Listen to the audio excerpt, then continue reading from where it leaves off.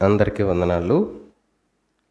మనం నేర్చుకుంటున్న మాటలు మన లోకంలో ఎలా అయితే ఎదగాలి, అభివృద్ధి పొందాలి అని ఆశపడతామో, ఆత్మీయతలో కూడా మనం అలా ఎదగాలి అనే ఆలోచన, ఆశ మనలో ఉండినప్పుడు మాత్రమే మనం దేవునిలో ఒక మెట్టు ఎక్కగలుగుతాం, ఎదగలుగుతాం. లేదని అనుకోండి, వస్తాం, భక్తి చేస్తాం, కానీ ఆత్మీయతను పొందుకోలేం. భక్తి లోకంలో ఎవరైనా చేస్తారు. అంటే ఎవరైనా ఎందుకు చేస్తారు అని అంటే, భక్తి అనేది దేవునికి మాత్రమే చేసేది భక్తి కాదు. కానీ చాలా రకాల్లో భక్తి కలిగి ఉంటారు. మనుషుల ఎడల భక్తి కలిగి ఉంటారు, వారు చేసే ఉద్యోగం ఎడల భక్తి కలిగిన వారుగా ఉంటారు. మరి దేవుని ఎడల భక్తి కలిగేది మనం మన అంతరంగంలో ప్రభావితం చేయగలిగినప్పుడే అది ఆత్మీయ ఎదుగుదలగా మార్చబడి మనల్ని దేవుని స్వారూప్యతలోకి తీసుకెళ్తుంది. అలా లేనప్పుడు మనం భక్తి చేస్తున్న వారిగా ఉండి మనం లాభాన్ని ఆశించో మరొక ఆశ కోరికతోనూ ముందు కొనసాగిపోతూ ఉంటాం. కాబట్టి అలాంటి వారిగా మనం ఉండకుండా మనం ఆత్మీయంగా ఎదగడానికి కావాల్సిన స్థాయిలో మనం ప్రతి పని చేయడానికి సిద్ధపడాలి. కాబట్టి అలా మనం ఎదగాలి అని అంటే మన గురించి మనం ఆలోచిస్తున్న విషయాల్ని నేర్చుకుంటా ఉన్నాం. నా గురించి నా అవగాహన, నా ఆలోచన ఏంటి అని పరీక్షించుకుంటే నాలో చాలా అభిప్రాయాలు, ఆలోచనలు కలగవచ్చు. కానీ దేవుడు నా గురించి ఎలా ఆలోచిస్తున్నాడు, దేవుడు నా పట్ల ఏం ఆలోచన కలిగి ఉన్నాడు అనేది నేను పరిశీలించుకోగలిగినప్పుడు అది మన జీవితంలో చాలా ఉన్నతంగా మార్చగలుగుతుంది, నడిపించగలుగుతుంది. ఆయన మనల్ని రక్షించుకున్నాడు, కుమారుడిగా చేర్చుకున్నాడు, కుటుంబంలో చేర్చుకొని ఆయన మన చుట్టూ ఆవరించి మన పరిస్థితుల్ని చాలా చక్కగా సరిచేస్తూ నడిపిస్తూ ఉన్నాడు. కాబట్టి మనం ఆయన బలాన్ని బట్టి చాలా పనులు చేయగలుగుతాం అనే విషయాన్ని ధ్యానిస్తూ ఫిలిప్పీలకు రాసిన పత్రిక 4వ అధ్యాయము 13వ వచనంలో మనం చూస్తూ ఉన్నాం. నన్ను బలపరచు వాని యందే నేను సమస్తమును కూడా చేయగలను. మనల్ని బలపరిచేది దేవుడు, ఆయన బలం ద్వారా మన సమస్తము చేయగలము అనే విషయాల్ని మనం నేర్చుకుంటా ఉన్నాం. మన జీవితంలో ఎప్పుడైనా కూడా ఒక జరుగుతున్న సంగతులు చిన్నవైనా పెద్దవైనా సరే అవి దేవుడు చేస్తున్నాడని ఎప్పుడైతే గుర్తించగలుగుతామో అప్పుడు మనం చెప్పగలుగుతాం, నా బలం కాదు, దేవుని బలం బట్టి నేను ఈ విషయాల్లో నిలబడగలుగుతున్నాను, చేయగలుగుతున్నానని. మనం కొన్ని విషయాలు నేర్చుకుంటున్నాం కదా. మొదటిది, దేవుని కొరకు ఉపయోగపడడానికి మనల్ని తయారు చేసుకున్నాడు. లోకంలో మనల్ని చాలామంది చూసి నువ్వెవరికి ఉపయోగపడవు, నువ్వు దేనికి పనికిరావు, నీ వల్ల నష్టం అని అనొచ్చు.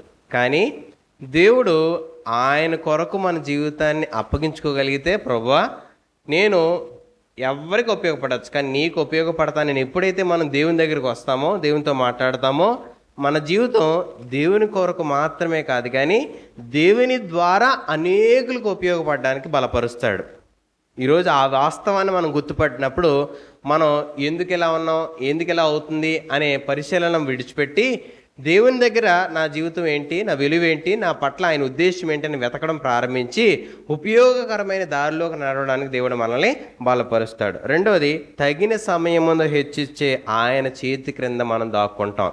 అంటే మనం వెతుకులాట మనుషులు మనల్ని గుర్తించాలనో, మనుషులు మన తలాంతుల్ని గొప్పగా చూడాలనో ప్రయత్నం మానేసి మన ప్రయత్నం అంతా కూడా దేవుని దృష్టి వైపే పెడతాం. ఆయన సంతోషిస్తున్నాడా, ఆయన ఆనందిస్తున్నాడా, ఆయన నా జీవితాన్ని చూసి ఇగో ఈయన నా ప్రియకుమారుడు అని యేసు గురించి చెప్పినట్టుగా నా గురించి చెప్పగలడా అని మనం వెతుక్కులాడుకుంటాం ప్రభువులో. ప్రభు ఏంటి ఆయన నా జీవితం అని అంటే, ఇదిగో నీ జీవితం విలువైందని చెప్పి ఆయన ఎలా అయితే యేసు ప్రభు గురించి చెప్పాడో, ఈయన నా ప్రియకుమారుడు ఆయన ఎలా అయితే లోకానికి సాక్ష్యం చెప్పాడో, మన గురించి మన కుటుంబం మధ్య, మనల్ని తృణీకరించిన వారి మధ్య, మనల్ని అవమానపరిచిన వారి మధ్య ఎక్కడ సిగ్గుపరచబడ్డామో అక్కడ నీ తల ఎత్తి నేను కనపరిచేవాడిగా దేవుడు మలుచుతాడు. ఎందుకు? మనం ఆయన దృష్టిలో గొప్పవారుగా ఎంచబడుతున్నాం, ఆయన దృష్టిలో నీతిమంతులుగా ఎంచబడుతున్నాం. మనుషుల దృష్టిలో నీతిమంతులుగా ఎంచబడడానికి ప్రయత్నం చేస్తే ఏమవుతుంది? ఒకరోజు మన వాస్తవం బయటపడుతుందా పడదా? వాళ్ళ మధ్యలో, వాళ్ళ ముందు మనం చేసే ప్రతి ప్రయత్నం ఒకరోజు వెలుగులోకి తీసుకురాబడుతుంది, ఒకరోజు ప్రత్యక్షపరచబడుతుంది మేడల మీద. కాబట్టి ఆ రోజు మనం తప్పించుకోలేం. కానీ నిజంగా దేవుని దృష్టిలో కనపడడానికి మనం చేసే ప్రతి ప్రయత్నం కూడా ఆయన ఉన్నతమైన స్థాయిలో నిలబడడానికి ఉపయోగించుకుంటాడు. మూడోది, నా బలం కాదు దేవుని బలం నా ద్వారా పనిచేస్తుంది.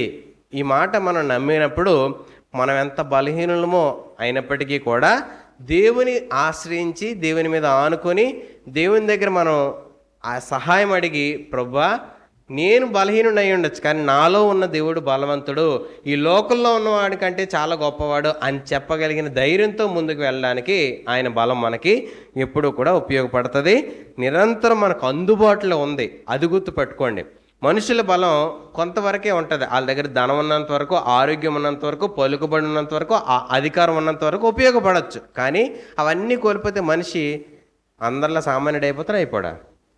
కానీ దేవుని బలము అన్ని చోట్ల, అన్ని సమయాలలో, అన్ని పరిస్థితుల్లో, మనుషులు మనకి అందుబాటులో లేని సమయంలో కూడా దేవుని సహాయం కొరచకానిదిగా మన జీవితంలో పనిచేస్తుంది. అది మర్చిపోకుండా ఎప్పుడైతే మనం దేవుని వైపు చూడగలుగుతామో నిన్ను చాలా బలంగా దేవుడు ఉపయోగించి నిలబట్టగలుగుతాడు. నాలుగోది, నా బలహీనతలను ప్రేమించి నన్ను పరిశుద్ధతలోనికి పరిశుద్ధాత్మ దేవుడు ఎప్పుడు కూడా నడిపించడానికి ఇష్టపడతాడు. ఒకరు తప్పు చేశారు, పొరపాటు చేశారు అని మనకు తెలిస్తే వారితో మన సహవాసాన్ని కొనసాగించడానికి ఎంతమంది ఇష్టపడతాం? వారు మనవారే అని చెప్పుకోవడానికి ఎంతమంది ఇష్టపడతాం? ఆడు మా దగ్గర ఉంటాడు కానీ మేము వాళ్ళతో ఎక్కువ కలవండి అని చెప్తారు. మాకు వాళ్ళకి పెద్ద పరిచయం అంత లేదు, ఒకప్పుడు ఉండేది కానీ వాళ్ళ దారి వేరండి, మా పద్ధతులు వేరండి అని మనం తప్పించుకోవడానికి ప్రయత్నం చేస్తాం. కానీ దేవుడు ఒక వ్యక్తి బలహీనుడని తెలిస్తే అతనితో ఉండి అతనిని పరిశుద్ధతలోకి నడిపించడానికి ఎంతో జాగ్రత్తగా ఆయన సమయాన్ని, ఆయన విలువని, ఆయన ప్రేమని మన పట్ల తెలియపరుస్తున్నట్టు. ఈరోజు కుటుంబాల్లో చాలా పరిస్థితుల్లో వ్యక్తులు భిన్న భిన్న ఆలోచనలు, భిన్న భిన్న అభిప్రాయాలతో, భిన్న భిన్న ఆలోచనల మధ్య నడుస్తున్న వారిగా ఉన్నప్పుడు మనం ఒక అభిప్రాయానికి వచ్చేసి వారిని దూరం పెడుతున్నాం అని అంటే మనం దేవుని ప్రేమను రుచించిన వారమేనా? దేవుడు మనల్ని ప్రేమించిన ఆ ప్రేమను మనం అర్థం చేసుకున్న వారమేనా? గ్రహించిన వారమేనా? ఆయన అయితే ఏం చేస్తాడని చెప్తున్నాడు? బలహీనుని ప్రేమించి సరైన దారి ఏంటో, పద్ధతి ఏంటో నేర్పించి పరిశుద్ధుల్లోకి నడిపిస్తాడంట. కానీ మనం ఒక బలహీన చూస్తే చాలు పేరు పెడతాం, ఒక మాట వెనక మాట్లాడడానికి ఇష్టపడతాం, వారి గురించి చెడ్డ అభిప్రాయం 10 మందికి నేర్పించి చెప్పడానికి ప్రయత్నం చేస్తూ ఉంటాం. కానీ దేవుని ప్రేమ అర్థమైతే సరిచేసి నిలబెట్టి వారిని పరిశుద్ధుల్లోకి నడిపిస్తాడు అని చెప్పి ఆయన చెప్తున్నాడు. ఐదోది, నా అసమర్థతలో భయాలు దేవుడు నాకు నేర్పే గొప్ప పాఠాలు. బైబిల్లో మనం చూస్తే ప్రతి ఒక్కరూ బలహీనుడే, భయస్థుడే. అందరూ ఏం చెప్పారు దేవుని దగ్గరికి వచ్చినప్పుడు? నేను నీ కొరకు ఉన్నతమైన కార్యాలు చేస్తాను, నా కోసం నిలబడనంటే, అయ్యా నా నోట్లో మాటలు లేవయ్యా, నేను నత్తోడినయ్యా, నేను కుటుంబంలో నా వంశం చాలా చిన్నదయ్యా అని చెప్పిన వాళ్ళే అందరూ. కానీ ఒకసారి దేవుని పక్షంగా నిలబడిన తర్వాత వాళ్ళు చేసిన కార్యాలు ఎలాంటివి? చిన్నవా పెద్దవా? చాలా గొప్పవి. బలాఢ్యులు చేయలేని పనులు వాళ్ళు చేశారు. గొప్ప గొప్ప సామర్థ్యం కలిగిన వారు చేయలేని పనులు చేశారు. ఉన్నతమైన పదవుల్లో ఉన్నవారు చేయలేని వాళ్ళు చేయగలిగారు.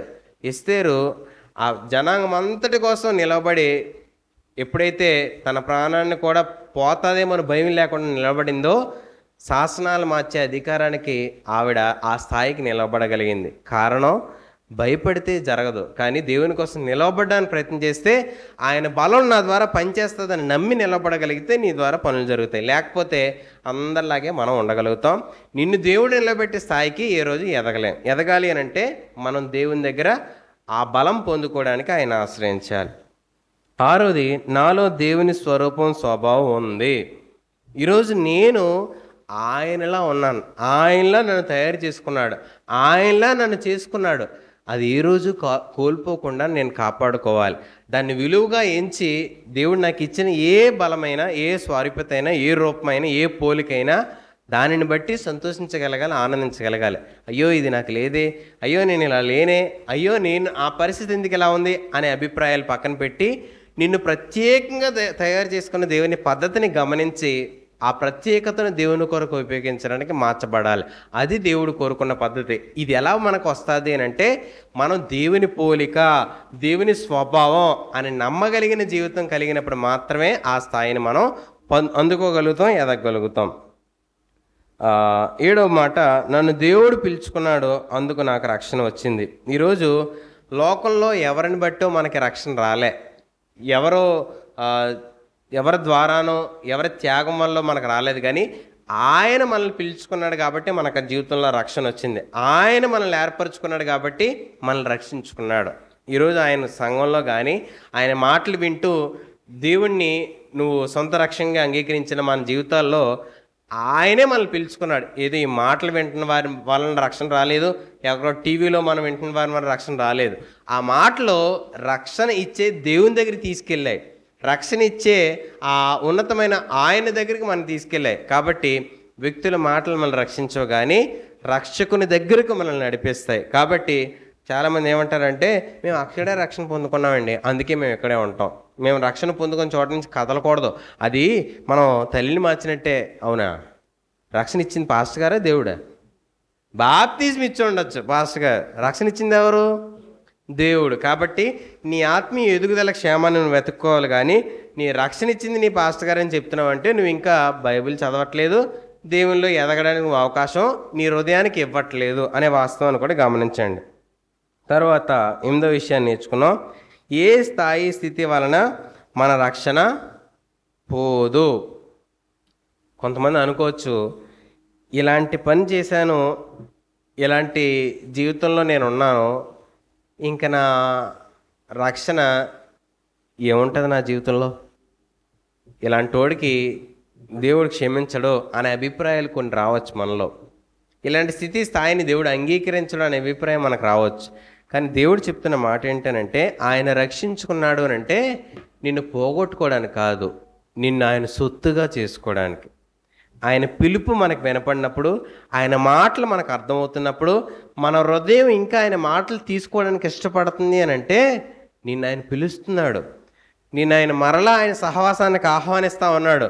నిన్ను ఆయనతో జీవించడానికి నిన్ను మరలా ఆయన పిలుస్తున్నాడు అనే స్వరాన్ని మనం నిర్లక్ష్య పెట్టొద్దని చెప్తా ఉన్నాడు. కాబట్టి నువ్వు ఏ స్థితిలో ఉన్నా, ఏ స్థాయిలో ఉన్నా, దేవుడు నిన్ను విడిచిపెట్టలేదన్న వాస్తవం గుర్తుపట్టగలిగితే తిరిగి దేవునితో నిలబడగలుగుతావు, దేవుని పక్షంగా నువ్వు ఉపయోగించబడగలుగుతావు. కాబట్టి ఆ అవకాశాన్ని కోల్పోవద్దు. మరణం నిన్ను దేవుడి నుంచి వేరు చేయలేదు, మరణం అయ్యేంత వరకు కూడా నీ జీవితంలో దేవుని ముందు నడిచే అవకాశం ఎప్పుడు కూడా అందుబాటులో ఉంటుంది. కాబట్టి ఏది నిన్ను దేవుడి నుంచి వేరు చేయలేదన్న వాస్తవాన్ని గుర్తుపట్టినప్పుడు దేవునికి దూరం చేసే పరిస్థితులను దూరపరచుకుంటాం, దేవునికి అయిష్టమైన పరిస్థితులకు మనం దూరంగా నడుస్తాం, దేవుడు దుఃఖపడే పరిస్థితులకు మనం దూరంగా పారిపోతూ ఉంటాం. ఎందుకు? నన్ను ఏది దేవుని దూరం చేయలేదన్న వాస్తవం నేను గుర్తుపట్టినప్పుడు నేను ప్రతి పరిస్థితికి దేవునికి వ్యతిరేకమైన దారులన్నిటి నుంచి కూడా నేను దూరం చేసుకుంటాను. ఆ వాస్తవాన్ని అపవాది గుర్తుపట్టకుండా నువ్వు ఈ స్థాయిలో ఉన్నావంటే దేవుడు నీకు ఇంకా నువ్వు దేవునికి అవసరం లేదని చెప్తాడు, నీ జీవితం దేవుడికి ఉపయోగపడదు అని చెప్తాడు, నీ పరిస్థితులు దేవుడికి అవసరం లేదని చెప్తారు. కానీ దేవుడు ఏ రోజు ఒక వ్యక్తిని త్రోసేయడానికి ఇష్టపడలేదు. దుర్మార్గుడు నశించిపోవడం నాకు ఇష్టం లేదు, కానీ అతడు మారు మనసు పొంది బ్రతుకుట నాకు ఇష్టం అని చెప్తాడు యోయస్కేల్లో. ఎందుకు ఆ మాట చెప్పాలి? ఒక వ్యక్తి దేవునిలో నిలవబడడం ఇష్టం, ఒక వ్యక్తి దేవునిలో పరిశుద్ధంగా మార్చబడడం దేవునికి ఇష్టం తప్ప నాశనం అయిపోవడం దేవుడు కోరుకునే పద్ధతి కాదు. నాశనాన్ని దేవుడు మనుషుల కోసం తయారు చేయలేదు. ఎవరి కోసం తయారు చేశాడు? అపవాది సమూహం కోసం తయారు చేశాడు. కానీ మనిషి దానిలోకి వెళ్ళకూడదనే యేసుప్రభు ఈ భూమి మీదకి వచ్చాడు. అంతేకాని మనిషి కోసం నరకం తయారు చేశారని చాలామంది తప్పుడు ఆలోచనలు చెప్తా ఉన్నారు. మనిషి కోసం దేవుడు నరకాన్ని తయారు చేయలేదు, అపవాది సమూహం కోసం నరకాన్ని తయారు చేశారు. కానీ నువ్వు దేవుడిని నాకు వద్దు అని చెప్పి నువ్వు దేవుడిని ఎప్పుడైతే దూరం చేసుకుంటావో అప్పుడు నువ్వు ఆ ప్రదేశానికి వెళ్తావు. ఎందుకు? నువ్వు నాకు దేవుడు వద్దని చెప్పుకుంటున్నావు కదా, కానీ నిన్ను దేవుడు కోరుకుంటున్నాడు అనే వాస్తవాన్ని ఈరోజు ఆయన మనకి చెప్తా ఉన్నాడు. మనిషి కోరుకోకపోయినా దేవుడు మనల్ని కోరుకుంటున్నాడు అనే వాస్తవాన్ని గుర్తుపట్టండి. 9వ మాట మనం నేర్చుకున్నాం. బాహ్య శరీర బలహీనతలు, అంతరంగ బలహీనతలు ఆయన కృప ద్వారా మనకి ఆయన సాక్షిగా మార్చుతాయి. ఈరోజు బలహీనత లేని వ్యక్తి మనిషి ఎవరన్నా ఉంటారా? ఉండరు. కానీ వయసుని బట్టి కొన్ని విషయాల్లో బలహీనతల్ని జయించగలుగుతూ ఉంటారు. చిన్నప్పుడు పలపులు తినే అలవాటు ఉంటుందా? చిన్నపిల్లలు ఏం చేస్తారు? పలపుల్ల ఆ వాసన పీల్చగానే అలా నోట్లో పెట్టేస్తారు. తెల్లవారి స్కూల్కి పంపిస్తుంది తల్లి పలపులు ఇచ్చి. ఆడిని స్కూల్ నుంచి వచ్చినప్పుడు ఆ పలపులు ఎంత ఇస్తే అందులోనే చిన్న ముక్క మిగిల్చి తీసుకొస్తాడు. ఎందుకు? మళ్ళీ ఎక్కడ మా అమ్మ కొడతాదో అని. వాళ్ళమ్మ సాయంత్రం హోంవర్క్ చేయించినప్పుడు ఏదిరా టీచర్ ఏది ఇచ్చారు చూపించని చెప్పి అని రాయి, ఏట్రా ఎంత ఉంది, తెల్లవారు ఎంత ఇచ్చాను నీకు అని అంటే, అమ్మ ఇరిగిపోయిందమ్మా అని అంటాడు. నిజమా అబద్ధం? అది అబద్ధం. ఏం చేస్తుంటాడు ఆడు? ఒకరోజు దాద్దాం అని అంటే కడుపులు ఏమొస్తాయి, పురుగులు వస్తాయి. డాక్టర్ దగ్గర తీసుకెళ్తే ఏమంటాడు, ఇడు పలబ్బులు తినేస్తున్నాడమ్మా, అందుకే ఇడి పొట్టలో పురుగులు వచ్చాయనంటే, ఓరే అందుక చిన్నదైపోతుంది రోజును అని చెప్పి వాళ్ళమ్మ రెండేస్తుంది. ఓ వయసు వచ్చిందా తినడం మానేస్తాడా మానేడా? ఎందుకు మానేస్తాడు? ఆ బలహీనత ఆ వయసుకు పరిమితమైంది. ఒక విషయాన్ని ఈరోజు నేను దేవుని పక్షంగా చెప్పాలనుకుంటున్నాను. ఏంటనంటే, నీ జీవితంలో నా జీవితంలో మనం నడుస్తున్న దారిలో మనం ఎదుర్కొంటున్న కొన్ని బలహీనతలు ఉన్నాయి కదా. సమయాన్ని బట్టి కాలాన్ని బట్టి దేవుడు మనలో పని చేయడానికి అనుమతించేటప్పుడు ఆయన కృప వాటిని జయించగలిగిన కృపను మనకిస్తుంది. వాటిని దాటగలిగిన కృపను మనలో విస్తరింపచేస్తుంది. వాటిని జయించగలిగిన కృపను మనలో విస్తరింప చేయగలుగుతుంది. కానీ కృపను ఈరోజు మనం నిర్లక్ష్యం చేసి మాటికి దేవుని దగ్గరికి వచ్చినప్పుడు, అయ్యా నన్ను క్షమించండి అయ్యా, నేను తప్పు చేశానని మాత్రమే అడగడానికి ఇష్టపడతాం. జయించగలిగే కృపను నాకు ఇవ్వు ప్రభా, ఆ పరిస్థితిని దాటగలిగే కృపను నాకు ఇవ్వు ప్రభా, ఆ పరిస్థితుల్లో నిన్ను మహింపరచగలిగే కృప నాకు ఇవ్వు ప్రభా.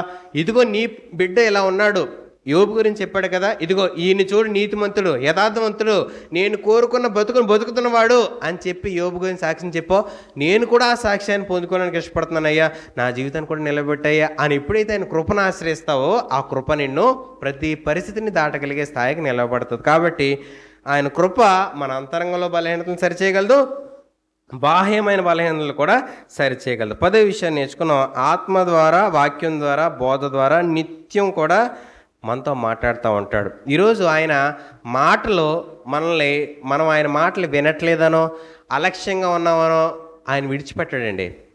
ఆయన ప్రాంతంలోకి నువ్వు వచ్చినా, ఆయన మాట దగ్గర నువ్వు బైబిల్ తెరిచి కూర్చున్నా, ఆయన స్వరం నీ హృదయంలోంచి మాట్లాడడం ప్రారంభిస్తుంది. ఎందుకు? నువ్వు ఆయనకు కావాలి, నీ జీవితం ఆయనకు విలువైనదిగా ఎంచగాలి. నీ జీవితంలో దేవుడు ఉన్నాడని చెప్పుకోవడానికి ఆయన ఎంతో సంతోషిస్తాడు. కాబట్టి దానికోసం నిరంతరం మనతో మాట్లాడుతూ ఉంటాడు. ఆయన స్వరం అలక్ష్య పెట్టద్దు. ఆయన మనతో మాట్లాడుతున్నప్పుడు నాతోనే అని గ్రహించి దాన్ని వినడానికి ఇష్టపడాలి, లోబడ్డానికి ఇష్టపడాలి, దాని ప్రకారం నడవడానికి ఇష్టపడాలి. అంతేకాని నిర్లక్ష్యంగా ఏదో పర్లేదు వచ్చి కూర్చున్నాం వెళ్ళిపోదామని అంటే, అయినా నీతో మాట్లాడుతూ ఉంటాడే. ఆ స్వరం గుర్తుపట్టినప్పుడు మన జీవితంలో మార్పుని ఆయన తీసుకొస్తూ ఉంటాడు. 11వ నేర్చుకున్నాం. హెచ్చరిక సూచనలు ఎప్పుడూ కూడా మనకు అందుబాటులో ఉంచుతాడు. ఆయన వార్న్ చేస్తూ ఉంటాడు. చెప్పాం, ఎన్నోసార్లు చెప్పాం, వినలేదు, కొంతమంది వదిలేస్తారు. ఏమని? ఆడికి ఎన్నిసార్లు చెప్పినా ఆడు అంతేనండి, ఆడు మారరు, పంది అంతే, కుక్క అంతే, ఈడు అంతే అని అంటారు. మనిషికి కొంత సమయానికి విసుగు వస్తుంది. కానీ దేవుడు విసుగు చెందకుండా నీకు మాటికి ఆయన మాటలు బోధిస్తూ ఉంటాడు. మాటికి ఆయన స్వరం వినిపింప చేస్తూ ఉంటాడు. ఎందుకో తెలుసా? మనం విడిచిపెట్టబడడం దేవునికి ఇష్టం లేదు. మనం తిరిగి ఆయన మాట ప్రకారం విని ఆయన దగ్గరికి త్రిప్పబడ్డం ఆయనకి ఇష్టం. ఈరోజు ఆయన ఇష్టం నువ్వు ఆయనలా మార్చబడ్డాను, అంతే తప్ప నీ దగ్గర నుంచి ఏదో పొందుకోవాలనో ఆశించాలనో దేవుని ఆశ కోరిక కానే కాదు. కాబట్టి ఆయన హెచ్చరికలు, ఆయన సూచనలు నిరంతరం మన ముందు పెడతా ఉంటాడు, మనకు వినిపింప చేస్తూ ఉంటాడు. దాన్ని అలక్ష్యం చేయొద్దు. 12వ మాట, వినగల చెవి, అర్థం చేసుకునే హృదయం, అనుసరించే మనసు, లోబడే అవయవాలు, ఇవన్నీ కూడా మనలోకి ఇచ్చాడు ఆయన. నాకు లేవండి, నా శరీరం నా మాట విందండి, నా మనస్సు నా మాట విందనంటే, వినకపోయినా దేవుని బలం ఎప్పుడైతే ఆశ్రయిస్తామో అవన్నీ లోబడే పరిస్థితిని మనం గమనించగలుగుతాం, చూడగలుగుతాం. ఆ అవకాశాన్ని తీసుకోవడానికి ప్రయత్నించండి. హృదయపూర్వకంగా దేవునితో మాట్లాడడానికి ఇష్టపడండి. ప్రభువా, నా పరిస్థితి ఇదయ్యా, నా హృదయం ఇదయ్యా, నా మనస్సు ఇదయ్యా, నా ముందున్న పనులు ఇవయ్యా, నువ్వు నాకు సహాయం చేయి, నా అవయవాన్ని లోబరచు, క్రమపరచు. ఒక ఆయన చెప్పాడండి, ఏంటనంటే, నా శరీరం ఎంతగానో ఏ రకంగానో నిలబడదామనో సహకరించట్లేదనండి. దేవుని దగ్గర అడిగాను, ప్రభువా నా శరీరం ఈ పరిస్థితి సహకరించకపోతే నా కుటుంబ పరిస్థితి ఏంటి, నా పిల్లల పరిస్థితి ఏంటి, నా భవిష్యత్తులో నేను ఏం సాక్ష్యం చెప్పగలను, ఎలా నిలబడగలను అని ఆయన ప్రార్థన చేసినప్పుడు ఆయన శరీరం మునుపటి కంటే బలంగా పనిచేయడం ప్రారంభించి ఆయన, ఇదేనా నా శరీరం, ఒక్కసారిగా ఎలా మారిపోయింది ఏంటి అన్న సాక్ష్యం చెప్పాడండి. ఎందుకో తెలుసా? ఆయన వలన కాని సామర్థ్యం దేవుని వల్ల జరుగుతుందని నమ్మాడు. ఈరోజు అలా నమ్మగలమా మనం? నా శరీర తత్వం ఇంతే అని చెప్తాం, కానీ దేవుని బలాన్ని బట్టి నేను లోబడే అవయవాలు నాకు ఇచ్చాడు, ఆ నమ్మి దేవుని ఆశ్రయించగలిగితే ఆయన బలం మనలో పనిచేయడం చూడగలుగుతాం, ఆయన సామర్థ్యం మనలో ఉపయోగకరంగా మారడం మనం చూడగలుగుతాం. కాబట్టి నిన్ను నువ్వు చూసుకొని నిరుత్సాహపడే బదులు దేవుని బలాన్ని ఆశ్రయించి బలమైన వాడిగా పనిచేయాలని దేవుడు కోరుకుంటూ ఉంటాడు. తర్వాత ఉత్సాహం, నిరుత్సాహం, అవమానం, ఘనత అన్నీ కూడా దేవునిలో నిలవబడ్డానికే వాడతాడు. ఇవి ఎందుకు నా జీవితంలోకి వచ్చాయని కాదు, కానీ ప్రభా ఇవి నా జీవితంలోకి వచ్చాయి, నీ పక్షంగానే బతకడానికి నాకు సహాయం చేయి అని చెప్పి ఆ ఘనతని, అవమానాన్ని కూడా మనం చాలా చక్కగా ఉపయోగించుకోవడానికి ప్రయత్నం చేయాలి. 14వ మాట నేర్చుకున్నాం. అంతరంగంలోనూ బాహ్యంగానూ ఒకేలాంటి యథార్థత. మనం బయటికి బాగానే ఉండొచ్చు, బయటికి అందరికీ ఇష్టంగానే బతకచ్చు, కానీ హృదయం దేవుడు చూసేది, దేవుడు కోరుకునేది, దేవుడు ఆశించేది, అక్కడ మనం సరిగా ఉండగలిగినప్పుడే మన బాహ్య జీవితం, అంతరంగ జీవితం ఒకేలాంటి జీవితం కలిగిన పరిస్థితి దేవుడు ఇష్టంగా కోరుకునేవాడు. కాబట్టి బయటకు బాగా బతికి లోపల ఎక్కడన్నా చెడిపోతే జాగ్రత్త అనే హెచ్చరిక మనకు ఉంటుంది. ఈరోజు మనం మరొక విషయాన్ని నేర్చుకునే ప్రయత్నం చేద్దాం.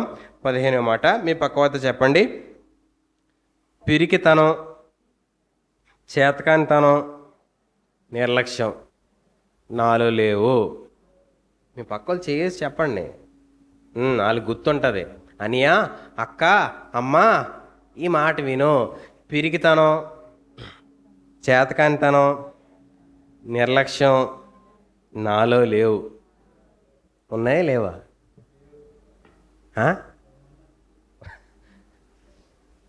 పిరికితనం ఒక్కొక్కటిగా ఆలోచిద్దాం. పిరికితనం మనకుందా? భయం ఉందా లేదా? ఏ భయాలు ఉన్నాయి మనకి? కొన్ని భయాలు ఉంటాయి. కొంతమంది ఏమంటారు, నాకేడు భయం లేదండి అని అంటారు. కొంతమంది వాళ్ళకి నిజంగా దేవుడు అంటే కూడా భయం ఉండదు కదా. కొంతమందికి ఏ భయం లేదనంటే దేవుడు అంటే కూడా భయం లేనట్టే. దేవుని భయం ఉండగలిగినప్పుడు ఏ భయం లేకపోయినా పర్లేదు, కానీ దేవుని భయమే లేకపోతే వాళ్ళు భయం లేని విచ్చలవిడితనానికి ప్రయత్నం చేస్తూ ఉంటారు, ప్రాకులు ఆడుతూ ఉంటారు. ఈరోజు దేవుని భయం మనకు బలం. అర్థమైందా? దేవుని భయం మనకు బలం. దేవుని భయం మనకు బలం ఎలాగా? దేవుని భయం మనకు బలం ఎలాగో అని అంటే, నిన్ను దేవుని భయం ఎప్పుడైతే మనం కలిగి ఉంటామో మన ఆలోచనల్ని హెచ్చరిస్తుంది, మన క్రియలని హెచ్చరిస్తుంది, మన అంతరంగానే హెచ్చరిస్తుంది. దేవుని భయం ఒక వ్యక్తిని పరిశుద్ధతలోకి నడిపిస్తుంది తప్ప పాపం చేయడానికి అవకాశం ఇవ్వదు. ఒక క్రైస్తవుడు సులువుగా పాపం చేయలేడండి. ఎందుకు చేయలేడు? అమ్మో దేవుడు చూస్తాడు, దేవుడు వింటాడు, దేవుడు నన్ను లెక్క అడుగుతాడు, అమ్మో దేవుడు అనే భయం ఉంటుంది. ఈరోజు దేవుని భయం లేకపోతే నిన్నెవరూ ఆపలేరు. ఇక్కడ నా మనుషుల ముందు మనం ప్రవర్తించవచ్చు భయం కలిగిన వాళ్ళలాగా, భక్తి కలిగిన వాళ్ళలాగా. ఎవరిని మోసం చేయగలుగుతాం? దేవుని మోసం చేయగలుగుతావా? దేవుని భయం ఉంటే నువ్వు ఎక్కడున్నా అలాగే ఉంటావు, నువ్వు ఎక్కడున్నా ఆ భయం కలిగి ఉంటావు. అమ్మో దేవుడున్నాడనే భయం మనం కోల్పోతే పరిశుద్ధత కోల్పోతాం. దేవుడున్నాడే భయం కోల్పోతే విచ్చలవిడితనానికి శరీరం అలవాటు పడిపోద్ది. అది పాపము అని లోపల భయం కలగదో, బాధ కలగదో, దుఃఖం కలగదో. ఈరోజు దేవుని భయం మనం కలిగి ఉండాలి. కానీ మనం లోకల్లో చాలా వాటికి భయపడతాం. కొంతమంది బొద్దిం కంటే భయం, బల్లి అంటే భయం. అవి ఇంట్లో ఉన్నాయంటే ఆ రూమ్లోకి రారాలు. ఎందుకు? అమ్మో అది ఉంది, అది బయటికి వెళ్ళేంత వరకు నేను రాను, కొంచెం బయటికి తోలేండి. పిల్లలకి చెప్తున్నారు కొంతమంది, మరి నాన్న దాన్ని బయటికి తోలేండి. ఆడి చీపురు వచ్చి బల్లిని తోలేస్తుంటే వాళ్ళ అమ్మ అమ్మ అమ్మ అమ్మ దాక్కుంటుంది. కొంతమందికి ఇలాంటి భయాలు ఉంటాయి. బల్లి అంటే భయం, వాళ్ళ పిల్లలకు ఉండదు. మళ్ళీ బల్లి అంటే ఇలా. మనలో భయం చాలా విషయాల్లో ఉన్నా దేవుని గురించి భయం మనం ఉండడం మంచిది. అయితే దేవుని గురించి భయం మనలో ఉండేటప్పుడు దేవుని పక్షంగా ధైర్యంగా పలికే దేవుని వాక్కు మన నోట్లో ఉంటుంది. దేవుని భయం ఉండేటప్పుడు దేవుని పక్షంగా ధైర్యంగా పలికే దేవుని మాట మన నోట్లో ఉంటుంది. దేవుని గురించి ధైర్యంగా మాట్లాడగలమా? ఒకసారి మాట చదువు. తిమోతికి రాసిన రెండవ పత్రిక మొదటి అధ్యాయము 7వ మాట. తిమోతికి రాసిన రెండవ పత్రిక మొదటి అధ్యాయం 7వ వచనం. దేవుడు మనకు శక్తియు ప్రేమయు ఇంద్రియ నిగ్రహమును గల ఆత్మనే ఇచ్చెను గాని పిరుకుతనము గల ఆత్మనియ్యలేదు. ఆ 3 అని పెట్టిన మాట కూడా చదవమ్మా. స్వస్థ బుద్ధి గల ఆత్మనే. దేవుడు శక్తి ఇచ్చాడంట, ప్రేమ ఇచ్చాడంట, స్వస్థ బుద్ధి ఇచ్చాడంట. అంతేగాని పిరికితనం కలిగిన ఆత్మను దేవుడు మనకి ఇవ్వలేదని చెప్తున్నాడు. అంటే నువ్వు దేవుని పక్షంగా నిలబడేటప్పుడు ఎలా నిలబడతావు అంటే రోషం కలిగిన వాడిగా నిలబడతావు, ధైర్యం కలిగిన వాడిగా నిలబడతావు, పిరికోడ్లాగా దాక్కోవడానికి ఇష్టపడవు. ఈరోజు దేవుని గురించి మాట్లాడడానికి ఎన్నో ప్రతికూలమైన పరిస్థితులు ఉన్నాయి, అనుకూలమైన పరిస్థితులు ఉన్నాయి లోకంలో. ఇప్పుడున్న పరిస్థితులు దేవుని గురించి ధైర్యంగా మాట్లాడితే ఏం చేస్తున్నారు? మూతి మీద ఒకటి కొడుతున్నారు, పోరా మాకు వద్దురా అని చెప్తున్నారు, తిడుతున్నారు, అవమానపరుస్తున్నారు, సిగ్గుపరుస్తున్నారు. మనంతటా మనమే ఒక ప్రదేశంలో రహస్యంగా ప్రార్థన చేసుకున్న ప్రదేశాల్లో ఉన్నా వచ్చి వారిని లేపి కొట్టి బయటికి పంపించే పరిస్థితులు ఉన్నాయి. మన దగ్గర ఆ స్వేచ్ఛ ఉన్న అనేక ప్రదేశాల్లో ఆ రకమైన స్వేచ్ఛ లేక చాలామంది సతమతమవుతూ ఉన్నారు. అలాంటి ప్రదేశాల్లో మనం ఉంటే భయపడతామా? దేవుని కోసం ధైర్యంగా నోరు తెరిచి మాట్లాడగలమా? మాట్లాడతామా? స్వేచ్ఛ ఉంటేనే మనం మాట్లాడట్లేదు. క్రైస్తవుడికి ఎప్పుడు కూడా స్వేచ్ఛ ఉండకూడదండి. ఇరుకే ఉండాలి, ఇబ్బందే ఉండాలి, నొప్పే ఉండాలి, బాధే ఉండాలి. ఎందుకు మాట్లాడుతున్నానంటే నిర్గమాకాండంలో చూస్తే వారిని శ్రమ పెట్టిన కొలిది వారు ఏం చేశారంట? విస్తరించారంట. వారు గదులు వ్యాప్తి చెందిపోయాయి, వారి హద్దులు మారిపోయి ముందుకెళ్ళిపోయి. ఎందుకు? ఇరుకు అలా చేసింది. క్రైస్తవుడికి స్వేచ్ఛ ఇచ్చినంతకాలం వాడు ఎదగడం, క్రైస్తవులకు స్వేచ్ఛ ఉన్నంతకాలం కూడా వాడు ఆత్మీయులో ఎదుగుదల రానే రాదు. ఇరుకు వచ్చింది, ఎదుగుదల వస్తుంది. దేవుడు ప్రజలకు ఆహారం పెట్టేటప్పుడు జీవితకాలం సరిపడే ఆహారం పెట్టలేడా? పెట్టగలడు. కానీ ఏం చేశాడు? ప్రతిరోజు నువ్వు దేవుని దగ్గరికి వచ్చి రావాలి. అది దేవుని పద్ధతి అండి. దేవుని దగ్గర ఆధారపడాలి, దేవుని మీద ఆనుకోవాలి, దేవుని ఆశ్రయించాలి, దేవుని అడగాలి, దేవుని దగ్గర రావాలి, ప్రతిరోజు ఆయన వెతకాలి. ఈరోజు ప్రతిరోజు వెతుకుతున్నావా? ఆదివారం వెతకడానికే మనకి ఇబ్బంది, ఆదివారం దేవుని దగ్గర రావడానికే ఇబ్బంది, ఆదివారం దేవుని కనిపెట్టడానికే ఆదివారం దేవుడు నాతో ఏ మాట మాట్లాడతాడని వినడానికే మనకి ఇబ్బంది. అయితే ప్రతిరోజు మనం కనిపెడతామా? ప్రతిరోజు దేవుని వెతుకుతామా? ప్రతిరోజు దేవుడిని ఆలోచిస్తామా? ఎంత బేగ ఈయన వదిలేస్తాడో, టైం ఎలాగ అవుతుందా అని చూస్తూ ఉంటే మనం వెతుకులాట దేవుని గురించా? దేవుని కోసమా మనం వెతుకులాట? ఇక్కడ అలాగా ఆ పద్ధతులు ఆలోచించి దేవుడు ఎన్నో పరిస్థితుల మధ్యలో ఉండేటప్పుడు ఆయన కొరకు మాట్లాడే నోరుగా చాలామంది మనం స్వేచ్ఛ ఇస్తే నిలబడలేం, కానీ మన ముందు కట్టడి చేస్తే మనం విస్తరించగలుగుతాం. ఒకసారి అపోస్తల కార్యంలో 4వ అధ్యాయము 15 నుంచి ఒకసారి ఒక్కని మాటలు చదువుదాం. అపోస్తల కార్యంలో 4వ అధ్యాయం 15 నుంచి. అయినను ఇది ప్రజలలో ఇంకా వ్యాపింపకుండుటకై ఇక మీదట ఈ నామమును బట్టి ఏ మనుషులతోనైనను మాట్లాడకూడదని మనము వారిని బెదురు పెట్టవలనని చెప్పుకొనిరి. అప్పుడు వారిని పిలిపించి, మీరు యేసు నామమును బట్టి ఎంత మాత్రమును మాట్లాడకూడదు, బోధింపను కూడదని వారికి ఆజ్ఞాపించిరి. వారికి గట్టిగా హెచ్చరిక చేశారండి. ఇంక మీరు ఇలా మాట్లాడారా మీ జీవితం చూసుకొని ఏమవుతుందో, జైలు వేసేస్తాం మీకు అన్నట్టుగా వాళ్ళని చాలా హెచ్చరించారు. 5వ అధ్యాయం 29వ వచనం కూడా చదువమ్మా. అందుకు పేతురును అపోస్తులను మనుషులకు కాదు దేవునికే మేము లోబడవలను కదా అని చెప్పి ఒకసారి 4వ అధ్యాయం 29వ మాటల నుంచి కూడా కొన్ని మాటలు చదవమ్మా. ప్రభువా, ఈ సమయమనందు వారి బెదిరింపులు చూచి రోగులను స్వస్థపరచుటకును నీ పరిశుద్ధ సేవకుడైన యేసు నామము ద్వారా సూచక క్రియలను మహత్కార్యములను చేయుటకును నీ చెయ్యి చాచియుండగా నీ దాసులు బహుధైర్యముగా నీ వాక్యమును బోధించున్నట్లు అనుగ్రహించుము. వారు ప్రార్థన చేయగానే వారు కూడి ఉన్న చోటు కంపించెను. అప్పుడు వారందరూ పరిశుద్ధాత్మతో నిండిన వారై దేవుని వాక్యమును ధైర్యముగా బోధించిరి. ఎలా బోధించారంట? బెదిరింపుల మధ్య, హెచ్చరికల మధ్య, భయాల మధ్యలో చాలా ధైర్యంగా బోధించే స్థాయికి ఎదిగారంట. దేవుని గురించి మాట్లాడితే మూతి మీద కొట్టేస్తున్నారు, దేవుని గురించి చెప్దామని ప్రయత్నం చేస్తే వారిని చాలా హింసల పాలు చేయడానికి ప్రయత్నం చేస్తున్నారు. అలాంటి ఇబ్బందికరమైన పరిస్థితుల మధ్యలో వారు ప్రార్థన చేయగానే వారు కూడి ఉన్న చోట కంపించి వారికి ధైర్యం వచ్చిందంట. దేవుడు మనతో ఉన్నాడ్రా, దేవుడు మనతో నడుస్తున్నాడా? దేవుడు మన నోటికి బోరగా ఉండి మాట్లాడే మాటలు ఆయన చూసుకుంటాడు. మనం నిలవబడితే చాలు ఆయన మాట్లాడతాడు అన్న ధైర్యానికి వాళ్ళు వచ్చేసారు. ఈరోజు కొన్ని పరిస్థితులు వచ్చినప్పుడు మనకి చాలా భయం, చాలా పిరుగుతనం, ఏమైపోద్దో ఏం జరిగిపోద్దా అని. దేవుని పక్షంగా నిలబడి ప్రార్థన చేస్తే ఆయన మనకు ధైర్యం ఇచ్చి ముందుకు నడిపిస్తాడని ధైర్యం ఎప్పుడైతే కోల్పోతామో ఏ రోజు కూడా ఆత్మీయంగా ఎదగలేము. ఎదుగుదల ఎలా తెలుస్తుంది అంటే మన పరిస్థితులు మన ముందు కఠినంగా మారినప్పుడు దేవుని దగ్గర రావాలని. ఈరోజు కఠినంగా లేవు కదా, హాయిగా ఉన్నాయి కదా, ఏ ఇబ్బంది లేదు కదా, మరి దేవుడిని ఎందుకు ఆశ్రయిస్తాం?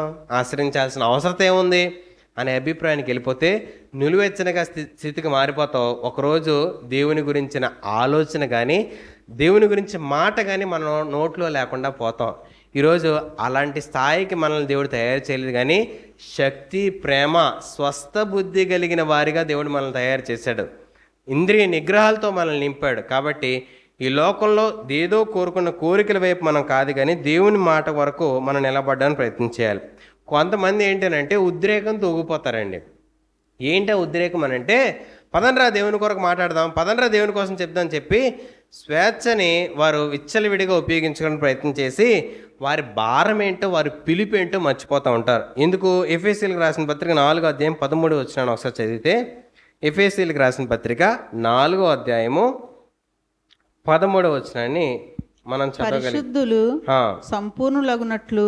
పరిశుద్ధులు ఏమవుతారంట? సంపూర్ణులగునట్లు. చాలా మంది పరిశుద్ధులు మేము పరిశుద్ధంగా ఉన్నాం అని ఆలోచిస్తారు, కానీ సంపూర్ణతకు ప్రయత్నం చేయరంట.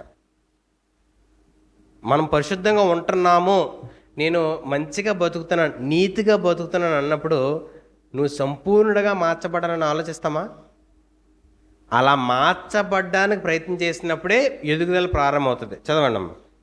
సంపూర్ణులగునట్లు క్రీస్తు శరీరము క్షేమావృద్ధి చెందుటకును పరిచర్య ధర్మము జరిగించుటకును ఆయన కొందరిని అపోస్తులుగాను, కొందరిని ప్రవక్తలుగాను, కొందరిని సువార్తికులుగాను, కొందరిని కాపర్లుగాను, ఉపదేశకులుగాను నియమించెను. కొందరిని ఇలాగా అని చెప్పాడు కదా. అంటే ఒక వ్యక్తిలోనే అన్నీ ఉంటాయనా? ఒక వ్యక్తిలో కొన్ని మాత్రమే ఉండొచ్చు, మరొక వ్యక్తిలో కొన్ని మాత్రం ఉండొచ్చనా?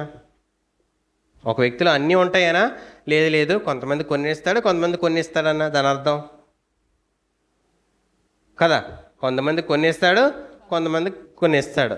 ఎవరికో ఒకరికి అన్నీ ఇస్తాడు ఆ ప్రాంతాన్ని బట్టి. ఈరోజు సంఘము అనేటప్పుడు, దేవుని సహవాసము అనేటప్పుడు బాధ్యత అంతా పాస్టర్ గారిదా, అందరిదినా? నీ పక్కన అడగండి ఒకసారి. దేవుని సంఘం గురించిన బాధ్యత ఎవరిది? పాస్టర్ గారిదా, అందరిదేనా? పక్కన చేసి అడిగితే వాళ్ళు దర్శనాల కాలాలు చూస్తే ఒకసారి దేవుడిని గుర్తుపట్టగలుగుతారు. ఎవరు చూడలేదు కదా దర్శనాల కాలంలో? రైట్. ఎవరికి సంఘం పట్ల బాధ్యత, దేవుని సహవాసం పట్ల బాధ్యత ఎవరిది? పాస్టర్ గారిదా, మనదా? అందరిదే కదా. నీ పిలుపు ఏంటి ఎప్పుడైనా ఆలోచించావా? నీ బాధ్యత ఏంటి ఎప్పుడైనా ఆలోచించావా?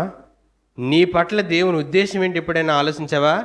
మనకు కొన్ని భయాలు ఏంటనంటే, మనం ఎవరమే, మనం ఏం చేయగలము, మన విలువేంటి, మన స్థాయి ఏంటి, మన పరిధేంటి, మనకి ఏం తెలుసు, మనం చదువుకున్నామా, మన జ్ఞానం ఉందా, మనకి ఏమొచ్చు, ఇవి అడుగుతాడా దేవుడు? సంఘము శరీరాన్ని నిర్మించుకున్నాను, అందులో భాగంగా నిన్ను పెట్టాను, నీ పని ఏంటో ఎప్పుడైనా దేవుడిని అడిగావా? ప్రభువా నన్ను ఎందుకు ఈ ప్రదేశంలో తీసుకొచ్చావు, నా పని ఏంటయ్యా, నా బాధ్యత ఏంటి, నేనేం చేయాలి? ఎప్పుడైనా అడిగారా దేవుణ్ణి? నన్ను కాదు, ఎవరిని అడగాలి? దేవుని మందిరంలోకి వచ్చారు అని అంటే, నేను దేవుని సంబంధిని, నేను దేవుని కొరకు ఉపయోగపడ్డాను, నన్ను తయారు చేసుకున్నాడు, నన్ను ఆయన హెచ్చిస్తాడు, నన్ను నిలబెడతాడు, ఆయన బలం నా ద్వారా పనిచేస్తుంది, ఈ మాటలన్నీ చెప్పుకుంటున్నామే, మరి నేను దేవునికి ఎక్కడ ఉపయోగపడుతున్నాను, నా బాధ్యత ఏంటి, నా పని ఏంటి? అలా వచ్చి వెళ్ళిపోవడమా మన బాధ్యత, మన పని? నిన్ను బలపరిచే దేవుడు ఎక్కడా? సంపాదించుకోవడానికా, ఇల్లు కట్టుకోవడానికా, పిల్లల్ని మరో ప్రాంతానికి పంపించుకోవడానికా? దేవుని మన జీవితంలో దేవుడు ఇందుకొరకు అని అంటే దేని కొరకు చెప్తాం? ఇందుకొరక కొందరిని ఆయన అపోస్తులుగా తయారు చేశారంట, కొందరిని ప్రవక్తలుగా తయారు చేశారంట, కొందరిని ఆయన బోధకులుగా తయారు చేశారంట, కొందరిని ఉపదేశకులుగా తయారు చేశారంట.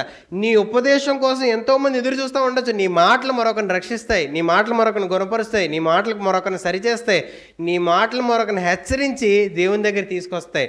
ఉన్నాయా మాటలు? మనం మాట్లాడితే వాళ్ళు ఇలాగంట కదా, ఆయన ఇలాగంట కదా, ఆయన ఎలా చేశారంట కదా, ఆ మాటలన్నీ మానేయండి. దేవుడు మనల్ని తయారు చేసుకున్న పద్ధతి వేరు, ఆయన సంఘంలో శరీరంలో పిలుచుకున్న పద్ధతి వేరు, విధానం వేరు, ఆయన ఆలోచన వేరు. ఆయన ఉద్దేశాన్ని కనిపెట్టండి. ప్రభా, నన్ను ఎందుకొరకు ఈ ప్రదేశంలో పెట్టావు, నన్ను ఎందుకొరకు ఇక్కడ ఉంచావు, నాకెందుకు ఈ మాటలు వినిపింపచేస్తున్నావు, నా పట్ల నీకేదో పని ఉంది, బాధ్యత ఉందని చెప్తున్నావే, నా పని ఏంటో అని వెతకడానికి ప్రయత్నించండి. ఈరోజు దేవునికి ప్రతి మనిషి పట్ల ఒక ఆలోచన ఉంది. మరి ఆయన పని సేవకుడే చేస్తాడు, పాస్టర్ గారే చేస్తాడు అనుకుంటే మనంత బుద్ధిహీనతమైన వ్యక్తులు ఇంకొకరు ఉండరు. లోకంలో సంఘంలో ఇలాంటి విషయాలు చెప్పరు. ఎందుకు చెప్పరు? నువ్వు ఒకరోజు నిలబడిపోతే పాస్టర్ గారి స్థానానికి ఎక్కడైనా ఎఫెక్ట్ అయిపోద్దేమో, రేపొద్దు నువ్వు స్థానంలో నిలబడి బోధిస్తే ఆయన ఎక్కడ కూర్చోవాలేమో, ఆ భయాలు ఉంటాయి. మనకు ఆ భయాలు లేవే. దేవుడు మనకు ఆ స్వేచ్ఛనిచ్చాడే. నువ్వు కూడా నిలబడి దేవుని పక్షంగా మాట్లాడాలని, దేవుని పక్షంగా బతకాలని, అనేకులకు దేవుడు అంటే ఎవరో చూపించాలని ఆశపడుతున్న దేవుని స్థానబద్ధతలో బోధ దేవుడు మనకి ఇచ్చినప్పుడు ఎదగకపోతే లెక్క ఎవరు చెప్పాలి? నీ బాధ్యత కాదా? నీ పని కాదా? కొందరిని ఇలా తయారు చేసుకున్నాడు, కొందరిని అలా తయారు చేసుకున్నాడు. ఎందుకు చెప్పాడు ఆయన? సంఘంలో అందరికి ఆ బాధ్యత ఉంది. సంఘం అంటే ఆయన శరీరం, మనం అందరం అవయవాలమే. నేను చెయ్యి అయితే మీరు కాలు అవుతారు, లేకపోతే మీ భుజం అయితే నేను బొట్టనవేలు అవుతాను, కాలు బొట్టనవేలు. అంతేగాని నా స్థానం ఇది, మీ స్థానం ఇది అని కాదు. ఈరోజు సంఘంలో శరీరంలో మనం అందరం ఆయన అవయవాలం, అందరికీ ప్రాముఖ్యత ఉంది. మీ శరీరంలో నాకు ఈ అవయవం వద్దని ఏ అవయవం గురించి చెప్పగలరు? చెప్తారా? నాకు ఈ అవయవం తీసేయండి అని చెప్తారా? ఎవ్వరు చెప్పరు. ఇంకా జుత్తు ఊడిపోతుందని చెప్తారు, నా జుత్తు ఊడిపోతుందని అని వదిలేస్తారా? ఆ పేడ ఈ పేడ, ఏ పేడ అయినా ఏం చేస్తారు? వస్త్రానికి ప్రయత్నం చేస్తారు. నల్లగా ఉండే ఎంటుకలేంటి తెల్లగా అయిపోతున్నాయి ఈ మధ్య. ఏం దొరుకుతుందో కానీ కొంచెం నల్లబడితే బాగుంటుంది.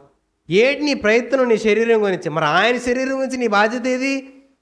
పనికిరానిదిగా ఉంటే డాక్టర్లు అంటారు, ఈ శరీరంలో ఈ అవయవం సరిగా పనిచేయట్లేదండి, దానివల్ల మీ మిగతా బాడీకి ఎఫెక్ట్, కత్తిరించేస్తే ఉపయోగం, కత్తిరించమంటారంటే నువ్వేమంటావు?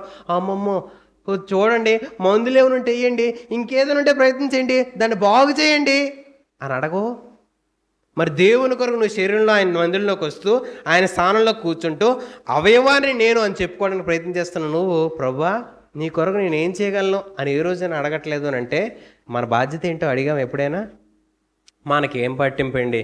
దేవుడు సేవకుని నియమించారు కదా, వాళ్ళు చూసుకుంటారు, దేవుని పని వాళ్ళు చేసుకుంటారు. మరి మా ఇంట్లో బాధ్యతలు మేము చూసుకోవద్దా, మా పనులు మేము చూసుకోవద్దా అని అంటే అన్నీ చేసుకో. నీకు భయం దేవుడు అంటే, దేవుని పరిస్థితి అంటే భయం. ఏ భయం? పరిశుద్ధమైన భయం కాదు, మరింకేదో చేయాలని కోరికతో కూడిన ఆ పిరికితనం నిన్నేం చేసింది అని అంటే దేవునిలో నిలవబడకుండా చేస్తూ ఉంది. ఈరోజు లోకంలో అణిచేసే పరిస్థితులు చాలా చోట్ల ఉన్నాయి, కానీ అణచకపోయినా అణుచుకునే జీవితం మన అంతరంగంలో ఉంది. పిరికితనం కలిగిన వారిగా కాదు. వీళ్ళు బెదిరింపులు కూడా ఆలోచించలేదండి దేవుని కొరకు మాట్లాడడానికి, దేవుని కొరకు నిలబడడానికి. ఈరోజు మనకి ఏ బెదిరింపు లేదు, స్వేచ్ఛ ఇచ్చినా మనం నిలబడలేకపోతున్నాం అని అంటే ఆలోచించండి.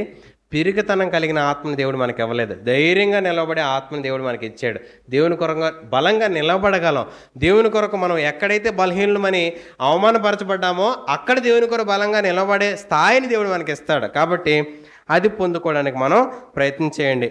ఆ ఉద్రేకంతో చేయకూడదు. కొంతమందిని దేవుడు ఆ సువార్త పనిచేయడానికి ఇష్టపడితే వారిని నాయకులుగా మన ముందు పెట్టుకొని నిలబడగలిగితే వారు మాట్లాడే మాట ఎలాంటి కఠోరమైన వ్యక్తులైనా సాధు చేస్తుంది, ఎంత వ్యతిరేకమైన వ్యక్తినైనా వారు ప్రేమించేలా చేస్తుంది. వారి నోట్లో దేవుడు ఆ మాటలు ఉంచుతాడు. లోబడగలగాలి. ఈరోజు ఒకడు హెచ్చిపోతే ఒకటి తగ్గాలి అనే మనస్తత్వం మనలో కోల్పోతే మనం దేవుని ప్రేమను అర్థం చేసుకున్న వారం కాదు. కాబట్టి ఒకరిని ఘనంగా ఎంచడం చూడగలగాలి, ఒకరిని గొప్పవారుగా చూడగలగాలి. వారి తలాంతులు ఏంటో గుర్తించే అవకాశం నీకున్నది అనుకోండి, చెప్పండి, అమ్మా దేవుడు మీ నోట్లో మంచి మాటలు పెట్టాడమ్మా, మీ మాటలు దేవునికి అవసరం, నీ నోట్లో సరైన మాటలు పెట్టాడు, ఆ మాట ఉపయోగకరంగా వాడు, ఇష్టానుసారంగా నీ మాటలు వాడుకోకు అని నువ్వు గుర్తించగలిగే సామర్థ్యం నీకుంటే చెప్పు. ఒకరు ఉపయోగ తలాంతులు నీకు గుర్తించగలిగే అవకాశం నీకున్నా మనకెందుకు వచ్చిందిలే అని అనుకునే పరిస్థితుల్లోనే మనం బతుకుతున్నాం. దేవుని కొరకు పని అంటే ఏదో నిలవబడి దేవుని మాటలు చెప్పేయడమే పని కాదండి. దేవుని మాట నువ్వు ఎక్కడ ఉపయోగపడగలగో చూడు, ప్రయత్నం చేయి. మనుషుల్ని సరిచేయడంలో, గుణపరచడంలో, దేవునికి కావాల్సిన రూపంలోకి మార్చడానికి నిన్ను ఒక పాత్రగా ఒక ప్రదేశంలో పెట్టాడేమో. అదే నీ సేవ, అదే నీ పని, అదే నీ బాధ్యత. కానీ ఈరోజు మనకి దేవుని పని అంటే మనకుండే ఆలోచనలు వేరు, ఆ ప్రకారం జరుగుతుందేమో అని ఎదురు చూపులు వేరు, నీ జీవితంలో దేవుడు పని చేయాలనుకున్న పద్ధతి వేరు. అది కనిపెట్టండి. నా బాధ్యత ఏంటి, నా పని ఏంటి, ప్రభా నేను ఈ స్థానంలో ఎలా ఉపయోగపడగలను, ఆ వ్యక్తులకు నేను ఎలా సహాయం చేయగలను, నా ఆత్మీయత ఎదుగుతుందని ఆ ఎదుగుదల మరొక ఉపయోగపడకపోతే ఆ ఎదుగుదల ఉపయోగం ఉన్నట్ట లేనట్ట. చెట్లు బాగా ఫలాలు కాస్తున్నాయి, కానీ అది ఎవడో తినడానికి ఉపయోగపడలేదు. అది కాసిన దాని ఉపయోగం ఉంటుందా? ఉండదు. అది మరొకరికి ఉపయోగపడితేనే దాని ఉపయోగం. ఈరోజు మనం నిరుపయోగంగా ఒక ప్రదేశంలో ఉండకూడదు. మనం ఉన్నామనంటే దానివల్ల ఏదో ఎంతో కొంత ఉపయోగం ఉండాలి, ఒక మేలు ఉండాలి, ఒక క్షేమం ఉండాలి. అలా ఉండాలని దేవుడు ఆశపడుతూ మనకు నేర్పిస్తూ ఉన్నాడు. కాబట్టి మనకు చెప్తా ఉన్నాడు, నేను నీకు పెరుగుతనం కలిగిన ఆత్మని ఇవ్వలేదు. మరొకసారి జ్ఞాపకం చేస్తూ ఉన్నాడు. ఎఫెసీయులకు రాసిన పత్రిక 6వ అధ్యాయం 19-20 మాటలు చదువుదాం. మరియు నేను దేని నిమిత్తం రాయబారిన సంఖ్యలలో ఉన్నానో ఆ సువార్త మరణం ధైర్యంగా తెలియజేయటం నేను నోరు తెరిచినప్పుడు దానిని గురించి నేను మాట్లాడవలసినట్టుగా ధైర్యంతో మాట్లాడటకే వాక్చాతి నాకు అనుగ్రహింపబడినట్లు నా నిమిత్తము పూర్ణమైన పట్టుదలతో విజ్ఞాపన చేయొచ్చు మెలకుగా ఉండుడి అని చెప్పి ఆయన చెప్తా ఉన్నాడు. ఈరోజు మాట్లాడడానికే మనకు ధైర్యం సరిపోకపోతే ఆ సమయానికి తగిన మాట నా నోట్లో ఉండడానికి ప్రార్థన చేయండి అని అడుగుతామా? ముందు నువ్వు మాట్లాడడానికి ప్రయత్నం చేస్తే అప్పుడు మనం మరొక సహాయాన్ని అడిగి, మరొకరి ప్రార్థన విన్నపాన్ని విజ్ఞాపనని అడిగి దేవుని కొరకు మాట్లాడడానికి ముందుకు వెళ్ళొచ్చు. కానీ ఈరోజు ఆశే లేకపోతే దేవుని పని మన ద్వారా జరుగుతుందా? దేవుని కొరకు నేను ఉపయోగపడాలి, నా బాధ్యత అది, నా పని అది అని నేను గ్రహించకపోతే నేను అసలు ఏ రకంగానూ కూడా ఆత్మీయంగా ఎదగడానికి ఒక మెట్టు అవకాశం తీసుకోలేండి. కాబట్టి ఈరోజు ఆలోచించండి. ధైర్యంతో మాట్లాడడం, దేవుని మాటను తెలియపరచడం, ప్రత్యక్షపరచడం ఆయన బలం వాడుకోవాలి, నీ సామర్థ్యాన్ని బట్టి కాదు. కొన్నిసార్లు దేవుడు కొన్ని మాటలు చెప్తాడు కొంతమందితో, అమ్మా పలానా వ్యక్తి దగ్గరికి వెళ్ళి ఈ మాట చెప్పు, పలానా వ్యక్తి దగ్గరికి వెళ్ళి ఈ విషయాన్ని చెప్పు అని చెప్తాడు. ఒక సిస్టర్ ఫోన్ చేసి నాకు చెప్పారు, బ్రదరు మీరు దేవుడు మీకు చాలా విషయాల్లో కొన్ని ఆలోచన నడిపించాడు, మీరు అవి సరిగా వాడలేదంట, చూసుకోండి జాగ్రత్త, దేవుడు అవి తీసేస్తానని చెప్తున్నాడని చెప్పారు. అవునా, అలాగే సిస్టరు నేను ప్రార్థన చేసుకుంటానని చెప్పాను. అలా దేవుడు మీకు ఒక విషయాన్ని చెప్తే చెప్పగలరా? ఆడు తప్పు చేస్తున్నాడు వెళ్ళి సరి చెప్పానంటే ఏం చెప్తాం మనం? వెళ్ళి అయితే చెప్పామనుకోండి, ఎరా పాపం చేస్తున్నాం. కానీ నాతాను దావీదు దగ్గరికి ఎలా చెప్పాడు, ఎంత జాగ్రత్తగా వివరించాడో. వివరించిన తర్వాత దావీదు ఏమన్నాడు లాస్ట్లో? పాపం ఒప్పుకున్నాడు, ఒప్పుకోలేదా? నేను తప్పు చేశానని ఒప్పుకున్నాడు. ఈరోజు దేవుడు మనతో కొన్ని విషయాలు మాట్లాడి కొంతమందిని సరిచేయాలని, ఆయన కుటుంబంలోకి చేర్చాలని, ఆయన స్వారూప్యతలోకి వాళ్ళని మార్చాలని ఎంతో ప్రయత్నం చేయడానికి ఇష్టపడతా ఉంటే ఆయన స్వరం మనం వినకపోతే మన ద్వారా ఆయన పని జరుగుతుందా? ధైర్యంగా మనం ఆ పని చేయాలని ఇష్టపడుతున్నాం. పిరికితనం ఎంతకాలం దేవునికి దూరంగా బతుకుతాం, ఎంతకాలం దేవుని విడిచిపెట్టి బతుకుతాం, ఎంతకాలం దేవుని దుఃఖపెట్టే జీవితంతో బతుకుతాం. దేవుడు మన జీవితం ద్వారా పనిచేయడానికి ఇష్టపడినప్పుడు ఆశగా ఆయన దగ్గర రావడానికి ప్రయత్నించేయండి. కొరింథీయులకు రాసిన 2వ పత్రిక 3వ అధ్యాయం 5వ వచనం. కొరింథీయులకు రాసిన 2వ పత్రిక 3వ అధ్యాయము 5వ వచనం. మా వలన ఏదైనా అయినట్లుగా ఆలోచించుటకు మా అంతటా మేమే సమర్థులమని కాదు, మా సామర్థ్యము దేవుని వలనే కలిగి ఉంది. కొంతమందికి దేవుని వల్ల ధైర్యము, దేవుని వల్ల మీకు భరోసా కదా, మీ ధైర్యంగా వెళ్ళండి అనంటే వీళ్ళు దూసుకుపోయి ఆలే అన్ని చేసినట్టుగా కనపడతారు. పౌలు ఎంత గొప్ప విద్యను నేర్చుకున్నాడో, ఎంత ధర్మశాస్త్రం అవసాన పట్టి ఆ విషయంలో అనర్గళంగా ఆ విషయాలు బోధించగలిగిన వాడో, రోమా పౌరసత్వం కలిగిన వాడో, దేవుని మాట విషయంలో ఎంత ధైర్యంగా నిలబలిగిన వాడో, అన్ని జ్ఞానం కలిగినా, అన్ని పరిస్థితులు ఆయనకు తెలిసినా, అంత గొప్ప పరిస్థితులు అధికారం కలిగినా ఆయన ఏం చెప్తున్నాడు? నా వల్లేం కాదు, నా సామర్థ్యం కాదు, దేవుని బలం బట్టే ప్రతిదీ అని. ఈరోజు పిరికితనం మనలో లేదని చెప్పి నువ్వు దేవునిని కూడా కనబడకుండా నువ్వు కనబడేలా ప్రయత్నం చేస్తున్నావేమో అది కూడా జాగ్రత్తగా చూసుకోవాలి. ధైర్యంగా ఉండమనంటే దేవుడు మాట్లాడమన్నది మాట్లాడిన చోట మాట్లాడవలసిన విధముగా మాట్లాడవలసిన వ్యక్తులతో మాట్లాడాల్సిన సమయంలో జరిగించాలి. వద్దు అన్నాడంటే ఆగిపోవాలి, చెప్పమన్నాడంటే వెనుకాడకుండా చెప్పడానికి ప్రయత్నం చేయాలి. నీ పరిధి, నీ పరిస్థితి గమనించి నువ్వు దేవుని కుటుంబంలో ఒక భాగమని గుర్తించినప్పుడు చెయ్యి అవసరమైతే ఎత్తుతామా, మాటిమాటికి ఎత్తేస్తామా? అవసరమైతే ఎత్తుతాం, లేదనంటే మన చెయ్యి ఉంటుందా? అవసరమైతే కాలు లేచి నడిస్తే, మాటిమాటికి లేచి కాలు నడిచిపోతాను అనుకోండి, ఏడో అవుద్ది. ఇప్పుడు పడవ ఎక్కాం, నీ కాలు లేదు, నేను ఇప్పుడు నడుస్తానంటే ఏమవుద్ది? నీటిలోకి వెళ్తావు, ములుగుతావు. అది పని చేయాల్సిన చోట పని చేయాలి, పని చేయాల్సిన విధంగా పని చేయాలి, పని చేయాల్సిన సమయంలో పని చేయాలి. సమయము, కాలము, పరిస్థితులు అన్నీ గమనించుకొని చేయాలి. ఈరోజు మనం కూడా ధైర్యం కలిగి పిరికితనాన్ని విడిచిపెట్టే వారిగా మనం ఉండాలి అని అంటే దేవుని బలాన్ని ఆశ్రయించి దేవుని చేత నడిపించబడాలి. దేవుని మాట అర్థమైనప్పుడు నీకు నచ్చినట్టుగా నడవడం కాదు, దేవుని నడిపింపుతో నడవాలి, దేవుని అనుగ్రహంతో నడవాలి, దేవుని అనుమతితో నడవాలి. ఇది జీవితంలో జరిగినప్పుడే ఎదుగుదల సరైన దారిలో ఎదగలుగుతుంది. కాబట్టి మనలో పిరికితనం ఇవ్వలేదైనా, ఏమిచ్చాడైనా? దేవుని శక్తి, దేవుని ప్రేమ, ఇంద్రియ నిగ్రహములు కలిగి స్వస్థ బుద్ధితోనే నడవగలిగిన జీవితాన్ని ఇచ్చాడు తప్ప పిరికితనం కలిగిన వారిగా మనల్ని దేవుడు తయారు చేయలేదు. పిరికితనం. రెండోది చేతకానితనం. చేతకానితనం ఈ పదం అనడానికి చాలామందికి నచ్చదు. ఏరా చేతకాని అనుకున్నావా, నాకు చేతన అవ్వదు అనుకున్నావా, నేనేమనుకున్నా నా గురించి అంటారు. చేతకానితనం, చేతనైనతనం, ఈ రెండు కూడా మనలో బలాన్ని మనం చూసుకున్నప్పుడు, మన సామర్థ్యాన్ని చూసుకున్నప్పుడు, అంటే వయస్సు, అనుభవం, జ్ఞానం, సామర్థ్యం, బలహీనతలు, ఆధారం, ఇవన్నీ మనలో ఉండేటప్పుడు మనం చెప్పే మాట ఏంటంటే, నా చేత ఏమవుద్దో తెలుసా, నేను ఏం చేయగలనో తెలుసా, నా వల్ల ఎలాంటి పరిస్థితులు అవుతాయో తెలుసా.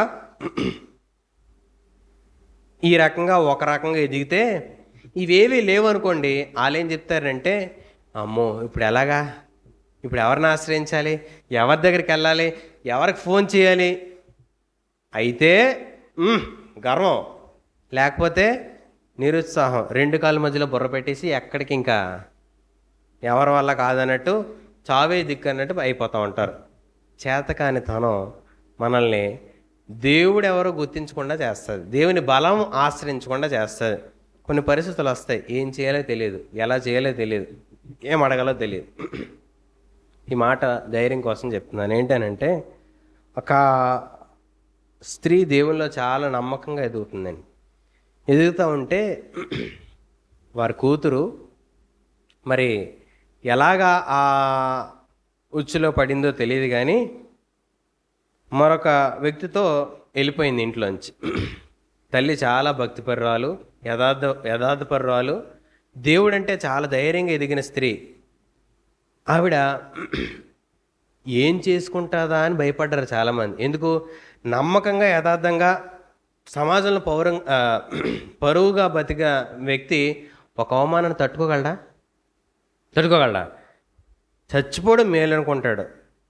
ఆవిడ అందరూ చచ్చిపోద్దేమో, ఏం చేసుకుంటుందేమో అని మాటిమాటికి ఆవిడని కనిపెడుతూ ఉండేవారు. ఆవిడ ఒక మాట అన్నదండి, ఏమనంటే, నేను చేతకాని దానిగా మీ అందరికీ కనబడుతున్నాను. ఎందుకు? నీ కూతుర్ని నువ్వు బాగు చేసుకోలేకపోయావు, నీ భక్తి ఏంటి, నీ విధానం ఏంటి, నువ్వు చెప్పే మాటలు ఏంటి అని చాలామంది నాతో అంటారు. ఆ సమయంలో నేను దేవుడు చేతనైన వాడు అని చెప్పడానికి నేను నిలవబడ్డాను.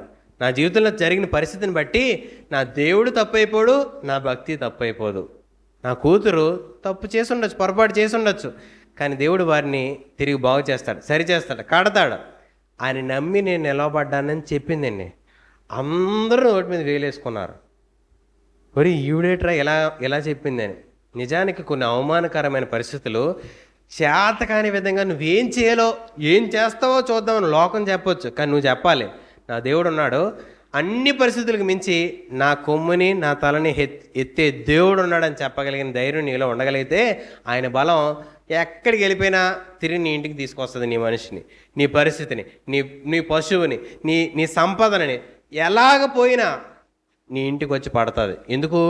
నువ్వు చేత కాని వాడు అని లోకం చెప్పొచ్చు, కానీ నువ్వు నీలో ఉన్నవాడు చేతనైన వాడు నమ్మి నిలబడగలిగితే ఆ బలమైన కార్యానికి సాక్ష్యం నీ దగ్గర దొరుకుతుంది. కాబట్టి ఇప్పుడేం చేసేద్దాం? ఎవరి దగ్గరికి వెళ్ళిపోదాం? పాస్టర్ గారికి ఫోన్ చేద్దామా?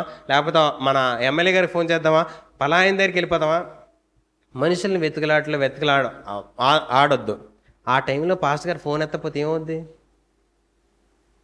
సరైన టైంలో ఫోన్ ఎత్తరండి ఈయన, సరైన టైంలో దొరకడండి, ఎంత ఇబ్బందిగా ఫీల్ అవుతూ ఉంటాం. ఆలోచించండి, దేవుడు అందుబాటులో ఉన్నాడని ఎందుకు ఆలోచించట్లేదు?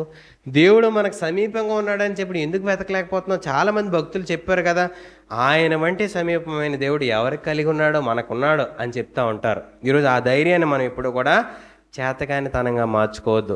నీ వలన జరిగించే దేవుడు అన్నాడని, ఆయన బలం ఉందని ధైర్యంగా ఆయన దగ్గర రావడానికి ప్రయత్నం చేయండి. మూడవదిగా మనం విన్నాం కదా, నిర్లక్ష్యం. హెబ్రీయులకు రాసిన పత్రిక 2వ అధ్యాయం 3వ వచనం. హెబ్రీయులకు రాసిన పత్రిక 2వ అధ్యాయము 3వ వచనం. ఈ మాట మనం ధ్యానించి ముగించుకుందాం. ఇంత గొప్ప రక్షణను మనం నిర్లక్ష్యం చేసినాయండి, ఎలాగో తప్పించుకుంటావు. అట్టి రక్షణ ప్రభు బోధించే చేత ఆరంభమైంది.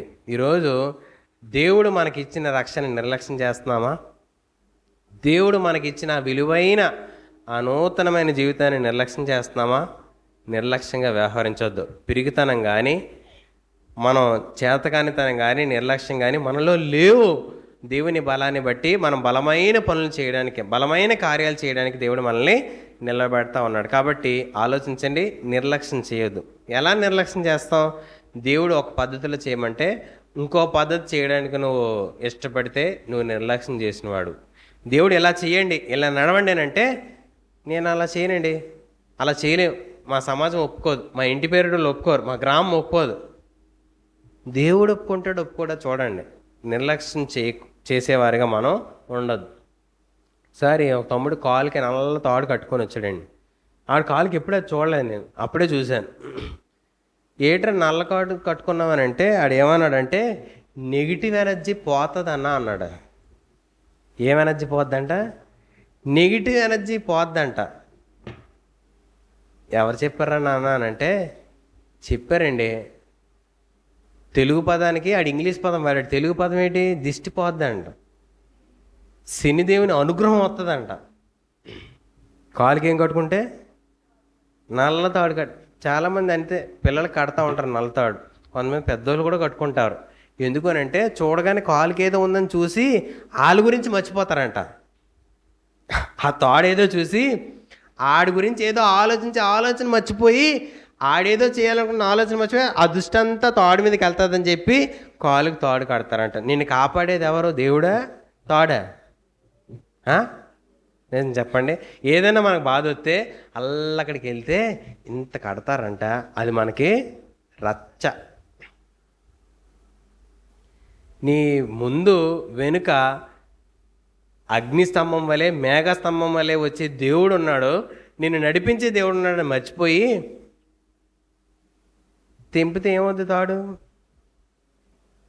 పోదా వాడుతున్న కొద్ది తోడేమో దాని శక్తి అంత పోద్దా. శక్తి అంటే దానికొండ మెరుపు కూడా పోదా. దేవుడు ఆయన ఉన్నతమైన స్థానాన్ని విడిపి నీ కోసం నా కోసం వచ్చాడంటే ఆయన్ని ఆశ్రయించడానికి మనకి ఇష్టం లేదు. ఎవరిని ఆశ్రయిస్తాం? చిన్న చిన్న బలహీనమైన పనులకు ఆశ్రయిస్తాం. అది దేవుని నిర్లక్ష్య పెట్టినట్టు ఎప్పుడైనా మనం గమనించామా? ఒక పని మనం మీరుతున్నామనంటే, ఒక ఆజ్ఞ మనం మీరిపోతున్నామంటే, ఒక దేవుని మాట మనం మర్చిపోయి దాటిపోయి వెళ్ళి చేస్తున్నామనంటే దేవుడు అంటే నిర్లక్ష్యం. అది గమనించండి. ఈ 3 విషయాలు జ్ఞాపకం చేసుకోండి. మొదటిది, మనకి దేవుడు పిరికితనం కానీ, చేతకానితనం కానీ, నిర్లక్ష్యం కానీ మనకి ఇవ్వలేదు. అవి మనలో లేవు. దేవుని పక్షంగా ధైర్యం కలిగి ప్రతి విషయంలో బలం కలిగి ముందుకు వెళ్తూ దేవుని కొరకు నిలవబడే జీవితాన్ని మనకి ఇచ్చాడు తప్ప ఆ నిర్లక్ష్యంగా వ్యవహరించే జీవితాన్ని మనకి ఇవ్వలేదు. కాబట్టి దేవుని కొరకు మనం బలమైన పనులు చేయడానికి ఆయన బలాన్ని ఆశ్రయిస్తూ, ఆయన బలం మనం కోరుతూ, ఆయన శరీరంలో అవయంగా బతకడానికి మనం ప్రయత్నం చేయాలి. అలా బతకడానికి మనం దేవుని సహాయాన్ని అడుగుదాం. ప్రార్థన చేసుకుందాం.